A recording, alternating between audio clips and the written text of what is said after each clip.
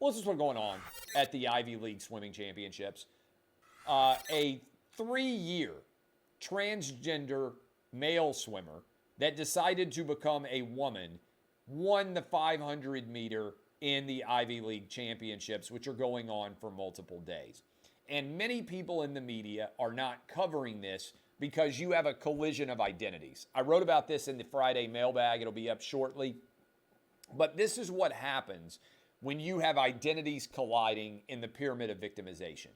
Are you going to come down on the side, which is the side that I have chosen, of women, of Title IX, of women being able to win championships? Or are you going to come down on the side of a man deciding that he is going to become a woman and then become one of the greatest women swimmers of all time? This is not competitive.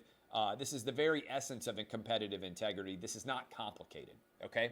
Here is the essence of this question.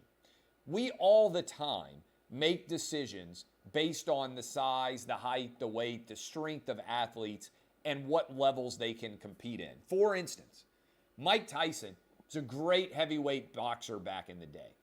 He wouldn't have been fighting Floyd Mayweather because Tyson might well murder him. Tyson is bigger, stronger, and faster than Floyd Mayweather. That's why, maybe not faster, but certainly bigger and stronger. That's why we have weight classes.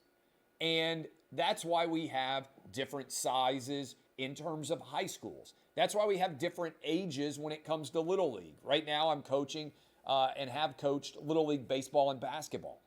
Are you telling me that it makes sense for a 16-year-old kid to be able to compete against a 6-year-old? Of course not. Men are bigger, stronger, and faster than women.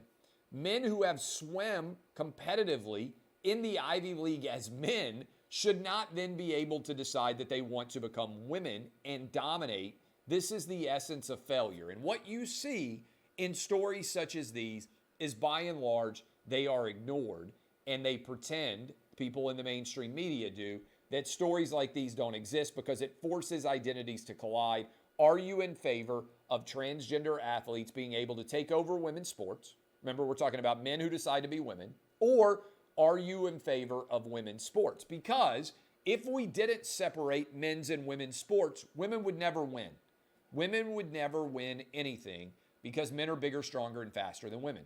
In the state of Texas high school track competition, the fastest women's sprinters of all time are beaten by 16, 17, and 18-year-old boys. The fastest woman of all time gets crushed by high school boys just in the state of Texas. Again, it's biology, just basic biology. And if you're not allowing men's and women's sports to be separated, then transgender men